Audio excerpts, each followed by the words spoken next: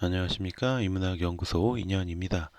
이번 시간에는 세계의 미스터리 25번째 평행우주는 존재하는가에 대한 이야기를 해보려고 합니다.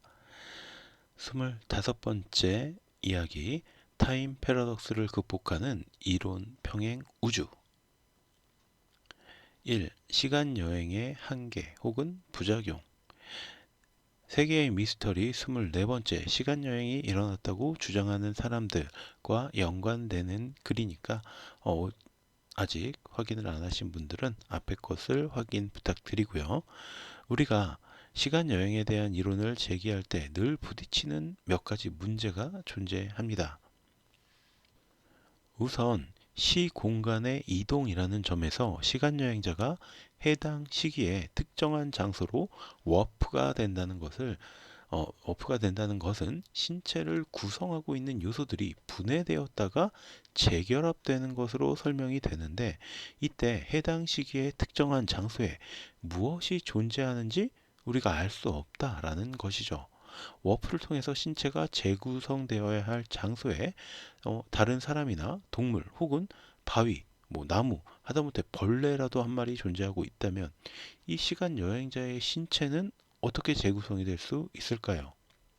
물론 이런 오류를 해결하는 방법도 여러 가지가 제시가 되는데, 신체를 재구성하는 과정에서 외부의 물질을 자연스럽게 밀어내는 일종의 방어막이 작동할 수 있다라는 이론이 가장 대표적입니다.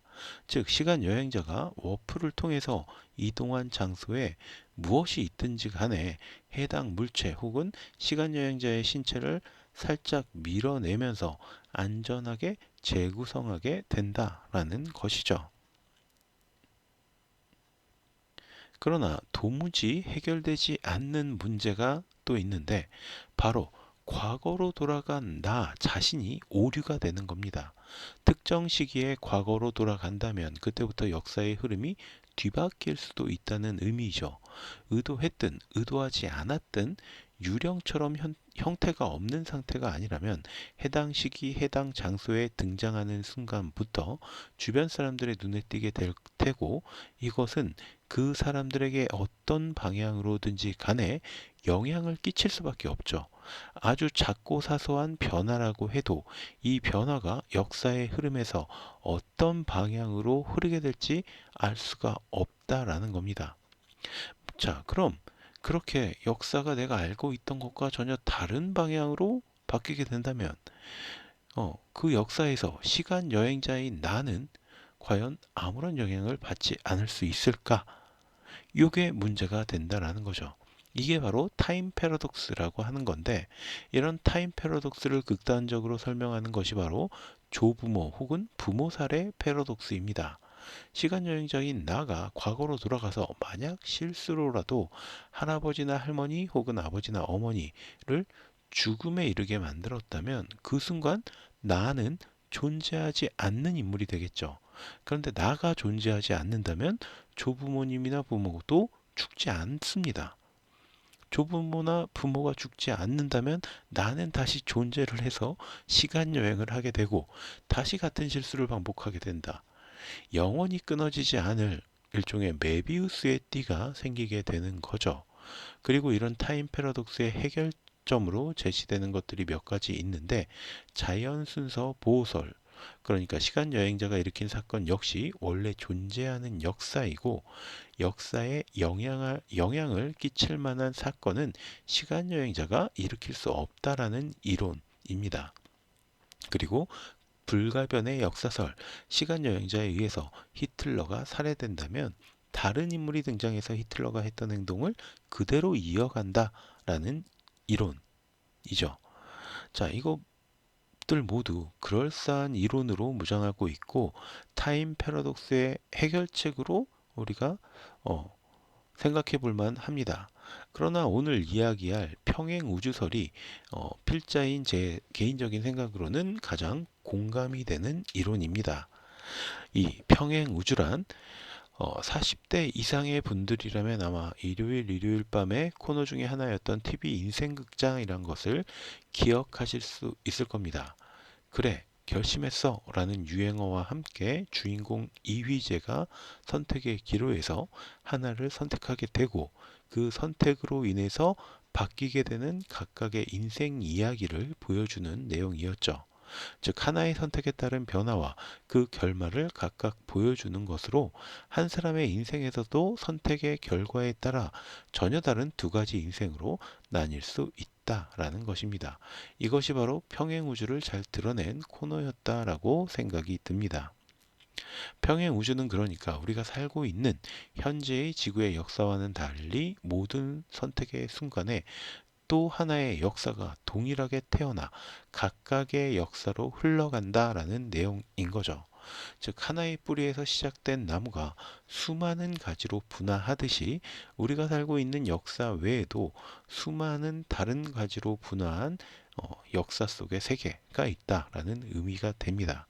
그러니까 시간 여행자가 과거로 시간 여행을 선택하는 순간부터 다른 우주가 생겨나게 되고 과거로 돌아가서 조상을 살해하는 사건이 발생한다라고 해도 그건 역시 새로운 우주의 역사로 이어질 뿐이고 시간 여행자가 있는 역사에는 아무런 영향을 끼치지 않는다라는 겁니다.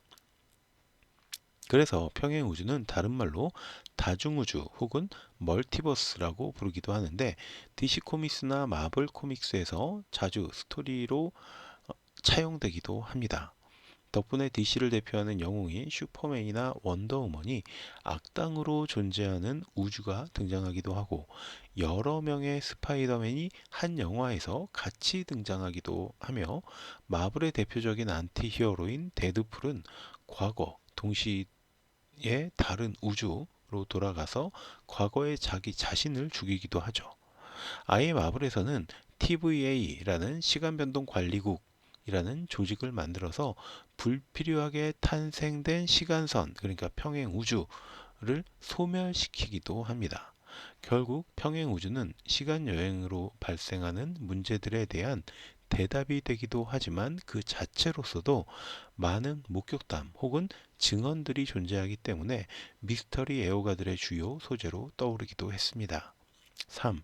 평행우주에서 온 사람들.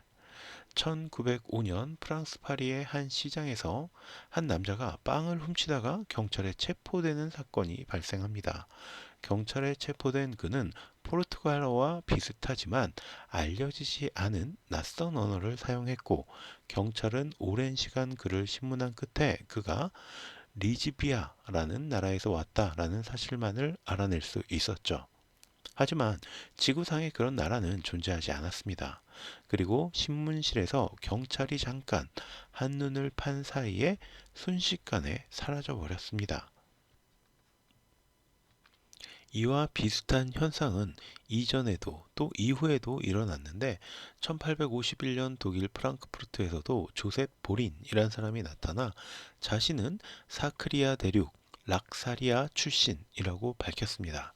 그리고 아무도 알아들을 수 없는 언어로 말을 하다가 사람들의 눈앞에서 홀연히 사라져버렸다고 전해집니다. 특히 1954년 7월 일본 하네다 공항에 나타난 남자는 더욱 특이합니다.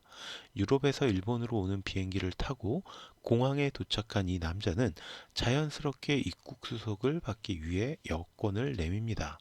여권에는 여러 국가를 방문하면서 찍힌 각국 공항들의 스탬프가 있었고 무엇보다 이전 방문에서 찍힌 듯한 하네다 공항의 스탬프도 있었죠.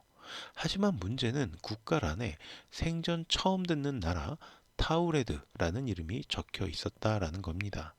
당연히 심사관은 타우레드가 어디에 있는 나라인가? 라는 걸 물어봤고 남자는 타우레드를 왜 모른다고 하냐면서 답답해 했죠. 남자는 프랑스어를 주로 사용했지만 일본어를 비롯해서 기타 여러 언어들을 구사할 수 있었고 스스로 자신은 국제적 기업의 자회사에서 근무하고 있으며 올해만 네 번째로 일본에 방문한 것이다라고 주장합니다. 그리고 그의 말을 증명해 주듯이 그의 지갑 안에는 여러 나라의 화폐들이 섞여 있었기 때문에 도쿄에 있다는 남자의 자회사에 전화를 걸어 확인했지만 그런 직원은 없다라는 답변만을 들었을 뿐이죠. 물론 그가 예약했다는 호텔 역시 그런 이름으로 예약된 내역이 없다라고 답변을 했고, 여러 나라의 화폐들 중에 섞여 있던 수표 역시 처음 보는 이름의 은행이 적혀 있었습니다. 남자는 타우레드가 천년의 역사를 지니고 있으며 프랑스어를 공용으로 사용하고 200만 명 정도의 인구를 지닌 나라라고 말을 합니다. 서로가 답답해 하던 중에 공항 직원이 지도를 가져와서 타우레드의 위치를 찍어보라고 하자, 그는 프랑스와 스페인이 맞닿아 있는 접경 지역을 가리킵니다. 하지만 그곳에는 안도라라는 작은 국가만이 존재할 뿐이었고 타우레드라는 국가는 없었습니다. 그렇게 8시간 넘게 조사가 이어졌지만 양쪽 모두 답답함만이 커져갔고, 출입국 관리소에서는 남자를 근처 호텔에 숙박할 수 있도록 하고 짐과 신분증, 여권 등을 압수하고 2명의 무장 경찰이 방문 앞을 지키도록 합니다. 그러나 다음날 아침 외무부의 직원이 경찰들과 함께 그의 방문을 열었을 때 그는 깜짝같이 사라져 있었습니다. 그의 방은 호텔에서도 고층이었고 문 밖으로는 2명의 경찰들이 지키고 있는 상태에서 증발하듯이 사라진 것입니다. 더구나 미스터리한 것은 그에게서 압수했던 짐과 신분증, 여권 역시 공항의 보관실에서 깜짝같이 사라졌다라는 점이죠. 이 이야기는 일종의 도시괴담처럼 느껴지시겠지만, 일본의 대표적인 신문인 아사히, 마이니치, 요미우리에서 당시에 기사로 내보내기도 했던 이야기입니다. 그러니까 실제로 존재했었다라는 얘기죠. 2008년 미국의 초대형 소셜 뉴스 웹사이트인 레딧에는 한 여성의 글이 올라옵니다. 그는 자신이 41세의 스페인 여성 레리가 가르시아 고르도라고 밝히며 스스로가 평행우주에서 건너왔다라고 주장합니다. 그녀는 자고 일어나 보니 자신이 전혀 다른 세상에 와 있다라는 사실을 깨달았다고 이야기하며 달라진 점들을 하나씩 나열하기 시작합니다.